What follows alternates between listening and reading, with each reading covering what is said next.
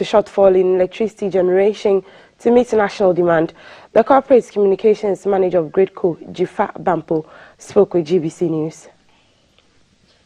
The last couple of days has really just been a result of limited generation capacity. What that means is that we've not had enough generation to match the demands of Ghanaians, which is why there's been this shortfall. As a result, we've had to unfortunately inform ECG, which is the receiver of most of our bulk power, to inform them that, well, we have this shortage and so they will have to shed load. But the load shedding is not official. It's not something that has been happening all the time. It's just been some challenges with the generation capacity. Most of our plants are either hydro or they're thermal plants using gas or liquid or a heavy fuel oil. So what it means is that when we don't have enough gas, we are challenged if we don't have enough alternative supply of the heavy fuel or the liquid fuel oil. So this time, what I'm aware of is there's been a drop in the gas supply coming from Nigeria. And usually when that happens, it does impact us a bit. So it's about running the plant, getting the full capacity we require to supply. And if we don't have that full generation capacity, it means there's a supply shortfall, which then inadvertently affects domestic users. Still on energy matters, total national power generation was 70.3108 gigawatt hours within the last 24 hours. Now here are some key national statistics on electricity generation within the last 24 hours.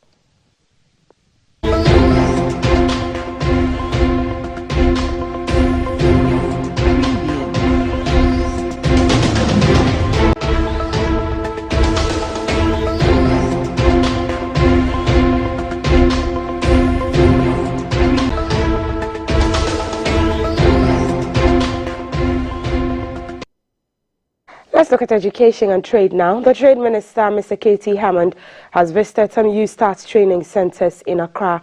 The $200 million World Bank-funded project is considered as one of the main forms of support for the government's top priority agenda of upgrading skills among the country's population and improving job outcomes for the youth. It focuses on entrepreneurship, business management, and financial literacy, with a follow-up on mentorship and coaching. Unemployment and underemployment remain the two main universal development challenges globally. The World Bank therefore estimates that about 200 million youth are unemployed worldwide.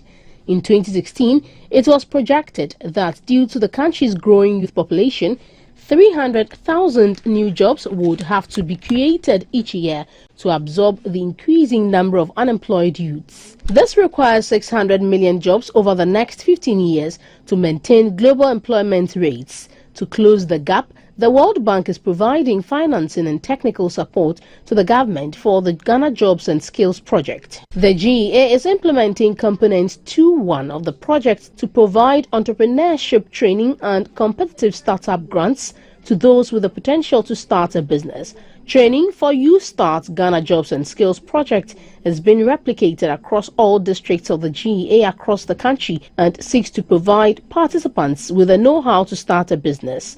Interacting with the media after touring the Legon, Adenta and Kokomlemle training centers, Trade Minister Mr. K.T. Hammond said by the close of the exercise, all 50,000 youth engaged would receive the requisite tools and coaching to start their own business.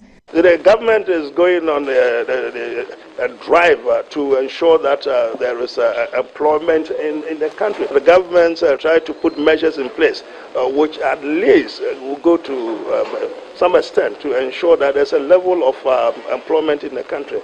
The Chief Executive, Ghana Enterprises Agency, Mrs. Kosi Yankee, said the performance of each participant will determine the kind of support to receive post-training. Those who are successful, those who are committed, those who are engaged will then be moved on to the intermediate level, where they would also receive some form of training within a period of 10 days. And the final leg is the advanced training, where they would also get some mentoring and coaching and support. In the 2022 budget, the government announced the YouStart initiative to build an entrepreneurial nation and create at least 1 million jobs for the youth from 2022 to 2025. Now, inflation for the month of April fell from 45% to 41.2%. This is the fourth consecutive month that inflation has experienced a decline. The Ghana Statistical Service has indicated that food inflation went down by 48.7% in April 2023 from 50.8% in March 2023, whilst non-food inflation declined to 35.4% from 40.6%. 2023 rate of inflation stood at 41.2% on a year-on-year basis. This 41.2% that was recorded for the month of April 2023 signifies a 3.8 percentage drop relative to the rate that was recorded for the month of March 2023, which stood at 45.0%. From a food and non-food perspective, we recorded a 13.3 percentage point difference, with food inflation for the month of April 2023 48.7% and non-food inflation for the month of April 2023 35.4%. We have seen a much sharper drop from a non-food perspective, as non-food dropped by 5.2 percentage points between the rate that was recorded in March 2023 relative to the rate that is recorded for the month of March 2023, 40.6%, and April 2023, 35.4%. From a food perspective, we saw a relatively smaller drop between the month of March 2023 and April 2023, with a drop of about 2.1 percentage points. In the month of March 2023, food inflation stood at 50.8%, and April 2023, 48.7%. From a locally produced item and an imported item perspective, we continue to see the dominance of inflation of imported items, albeit the slower or the smaller margin between food and locally produced items, with imported items 43.1% and locally produced items 38.2%, culminating in a 4.9 percentage point difference between inflation for imported items relative to inflation for locally produced items. Let's take you to the foreign front. Unfortunate news, as 15 children have drowned and 25 others are missing after their boats capsized on the Shagari River in northwestern Nigeria. Local Administrator Aliyu Abubakar, who oversaw the recovery mission in the Shagari district of Soko State, says the children had been going to collect firewood when their overloaded vessel tipped over. He said the bodies of 13 girls and 2 boys had been recovered and buried.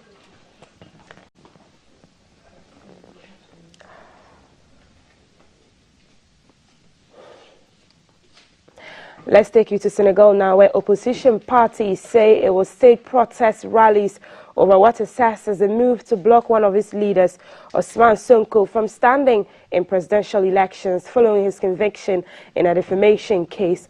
On Monday, an appeal court increased Mr. Sonko's suspended prison sentence from 2 to 6 months for the famous tourism minister Mame Mbaye Niantou.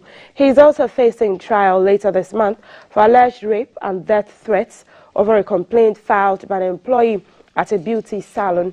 He says the accusations are politically motivated, but government denies this. In 2021, the rape charge against him provoked riots against the current president, Macky Sall, in which at least 12 people died.